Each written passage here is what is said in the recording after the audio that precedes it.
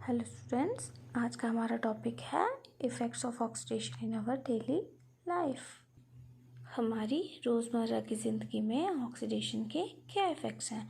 वैसे तो बहुत सारे इफ़ेक्ट्स हैं, मगर डेली लाइफ में जो दो मोस्ट इम्पॉर्टेंट हैं वो मैंने यहाँ पे मेंशन किए हैं। पहला कोरोजन, दूसरा ट्रांसिडिटी। एयर, वाटर और कुछ केमिकल्स जो हमारे एटमॉस्फेयर में प्रेजेंट है, उनके कांटेक्ट में आने की वजह से अगर मेटल का अपर सरफेस ख़राब हो जाए या उस पर एक एक्स्ट्रा लेयर डेवलप हो जाए, जिसकी वजह से धीरे धीरे मेटल क्या होने लगे, ख़राब होने लगे, ख़त्म होने लगे, उस प्रोसेस को हम बोलते हैं corrosion. The phenomena due to which metal surfaces are slowly eaten away by the reaction of air, water and chemicals present in the atmosphere is called corrosion. अब यहाँ पे मैंने इसकी कुछ एग्जांपल्स दी हैं। जैसे पहली एग्जांपल है रस्टिंग ऑफ आयरन की। जंग का नाम आपने सुना होगा ना, लोहे को जो जंग लगता है, काफ़ी दिनों से बाहर पड़ा लोहा या लोहे की कोई चीज़ जो लगातार पानी और हवा के कांटेक्ट में आ रही हो, उसके ऊपर एक ब्राउन कलर की लेयर डेवलप हो जाती है, जिसको हम कॉमन लैंग्वेज में क्या बोलते हैं, जंग। साइंस में या इंग्लिश में आप उसे क्या बोलोगे, रस्ट। ये रस्ट क्या है? ये केमिकली फेरिक ऑक्साइड है, जो कि क्यों डेवलप हुआ आयरन में? आयरन क्योंकि काफ़ी दिनों से बाहर पड़ा है और एयर में जो ऑक्सीजन प्रेजेंट है वो आयरन के साथ रिएक्ट करके उसके ऊपर उसने अपर लेयर फॉर्म की है, जो धीरे धीरे क्या करेगी, आयरन को ख़राब कर देगी। इसी ब्राउन कलर की लेयर को रस्ट कहते हैं। And the phenomena of formation of that rust, उसे हम क्या कहेंगे, रस्टिंग ऑफ आयरन या फिर कोरोजन ऑफ आयरन। अब नेक्स्ट एग्जांपल हमारे पास है टार्निशिंग ऑफ सिल्वर। सिल्वर के मटेरियल्स आपने देखे ही होंगे, जैसे पायलें जो पाँव में पहनते हैं। जब वो न्यू होंगी, नई होंगी, तो वो शाइनी सिल्वर कलर की होंगी, या फिर आप बोल सकते हो वाइटिश सिल्वर कलर की होंगी। लेकिन धीरे धीरे टाइम निकलने के साथ उनके ऊपर एक ब्लैक कलर की लेयर डेवलप होने लगती है। ये जो ब्लैक कलर की लेयर है, इसे हम कहेंगे सिल्वर सल्फाइड। और ये क्यों डेवलप हुई है? क्योंकि वो सिल्वर मेटल जो है ऐसे कंपाउंड्स के कांटेक्ट में आया होगा जिसमें क्या प्रेजेंट होगा, सल्फ़र। सल्फ़र जो है ये हमारी एयर में भी प्रेजेंट होता है। उसकी वजह से धीरे धीरे उसके ऊपर सिल्वर सल्फाइड की लेयर डेवलप होने लगी होगी, जिसे क्या कहते हैं, टार्निश। और प्रोसेस को क्या कहेंगे, टार्निशिंग ऑफ सिल्वर। इसके बाद नेक्स्ट एग्जांपल है formation of a green layer over copper. आपने कॉपर, तांबे के बर्तन देखे होंगे। तांबा जब नया होता है वो कॉपरिश ब्राउन कलर का होता है, लेकिन आफ्टर फ्यू डेज आप उस पर देखना एक ग्रीन कलर की लेयर डेवलप हो जाती है, तो उसको हम क्या कहेंगे, उसकी कॉपर की क्या हो गई, कोरोजन।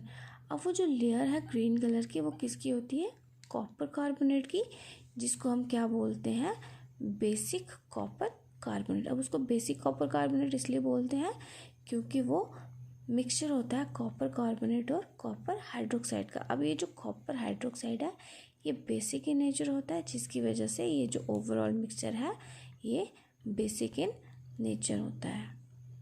अब मेटल्स के ऊपर ये जो लेयर्स बन रही हैं, इनकी वजह से मेटल धीरे धीरे ख़राब होने लगता है।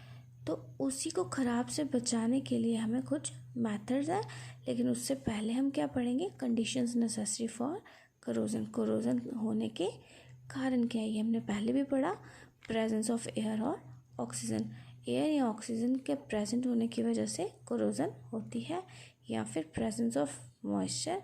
और थर्ड मोस्ट इम्पॉर्टेंट क्या, मेटल, जिसकी कोरोजन होनी है। और हर एक मेटल की कोरोजन नहीं होती, कुछ ही मेटल्स की होती है, जैसे आयरन, कॉपर, सिल्वर एट्सेट्रा।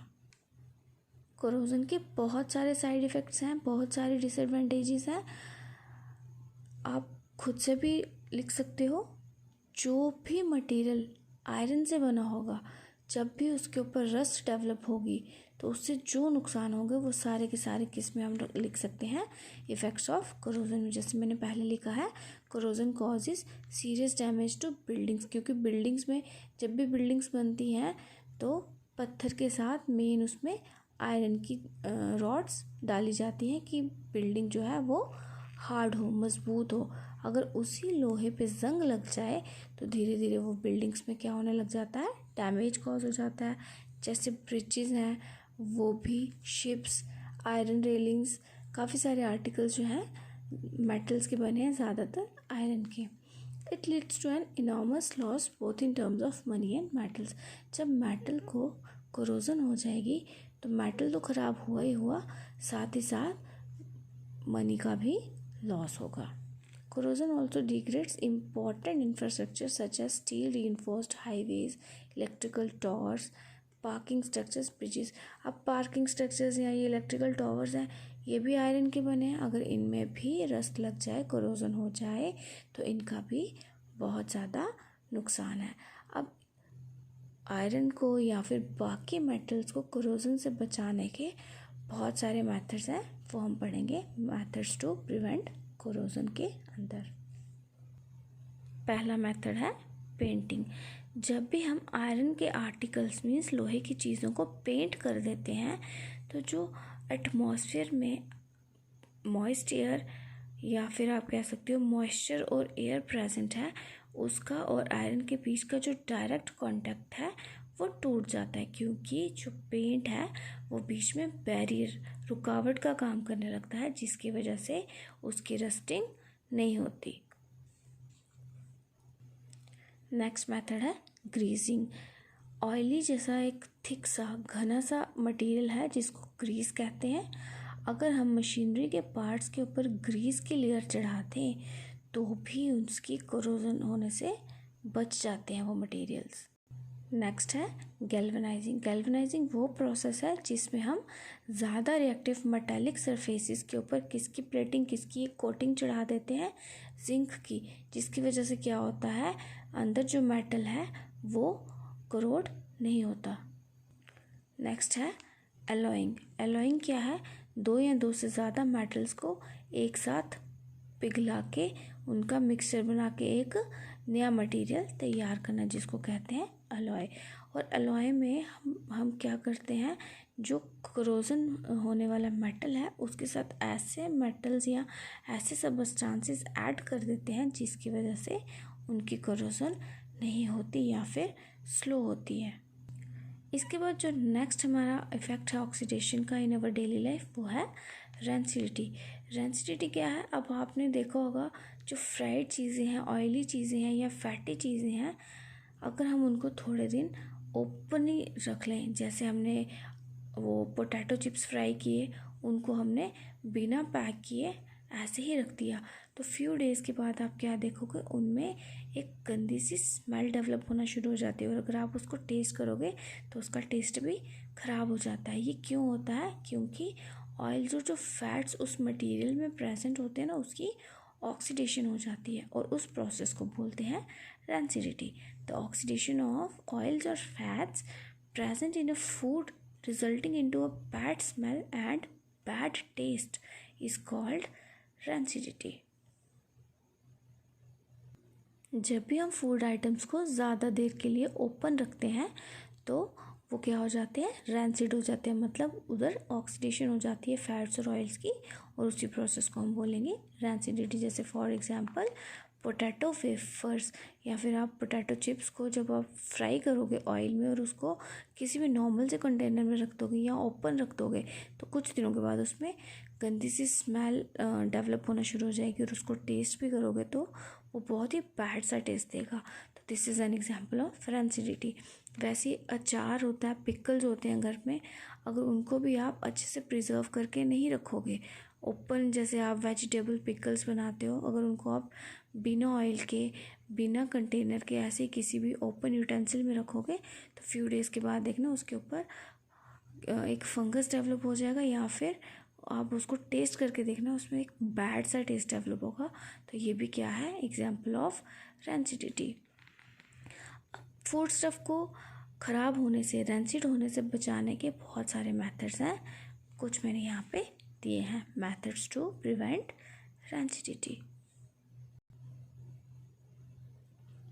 सबसे पहला मेथड क्या है, packing of food materials in air tight container. सबसे पहला मेथड क्या है जो हम रेगुलर घर में यूज़ भी करते हैं, जो भी खाने वाली चीज़ें हैं ना उनको ऐसे कंटेनर्स में पैक करते हैं जो एयर टाइट हो, मतलब जिनके अंदर हवा या मॉइस्चर एंटर ना हो सके। दूसरा, refrigeration of cooked food at low temperatures. हम चीज़ों को फ्रिज में रखते हैं, फ्रिज में रखने की वजह से उसका टेम्परेचर थोड़ा लो हो जाता है, जिसकी वजह से वो जल्दी ख़राब नहीं होती चीज़ें। Packing of food items like potato wafers.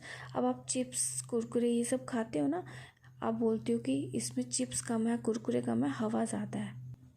अब वो जो हवा है ना, अगर तो वो ऑक्सीजन हुई तो चिप्स ख़राब हो जाने चाहिए, उनका टेस्ट ख़राब हो जाना चाहिए। लेकिन जितना उसमें टाइम दिया होता है, जैसे बेस्ट बिफोर 4 मंथ, 4 महीने या 6 महीने का टाइम दिया होता है, तब तक उसका टेस्ट ख़राब नहीं होता। वो ऐसा क्यों है? क्योंकि उन पैकेट्स में ऑक्सीजन एंटर ना हो, इसके लिए क्या किया जाता है, नाइट्रोजन गैस से उसको फिल कर दिया जाता है, क्योंकि ऑक्सीजन जो है वो नाइट्रोजन को रिप्लेस नहीं कर सकती। इसकी वजह से क्या होती है, वो जो पैक्ड आइटम्स है वो प्रिजर्व्ड रहती है। इसका नेक्स्ट मेथड क्या है, avoiding the food materials and cooked food to keep in direct sunlight. मतलब हमने खाने वाली चीज़ों को डायरेक्ट सनलाइट में नहीं रखना है। और इसका लास्ट मेथड है by adding some antioxidants like BHA, BHT etcetera. Antioxidants हम नेक्स्ट चैप्टर में पढ़ेंगे, तो कुछ एंटीऑक्सीडेंट्स ऐड करने की वजह से भी हम फूड को रैंसिड होने से बचा सकते हैं। तो डेली लाइफ में ऑक्सीडेशन के क्या इफ़ेक्ट्स हैं? Corrosion and rancidity.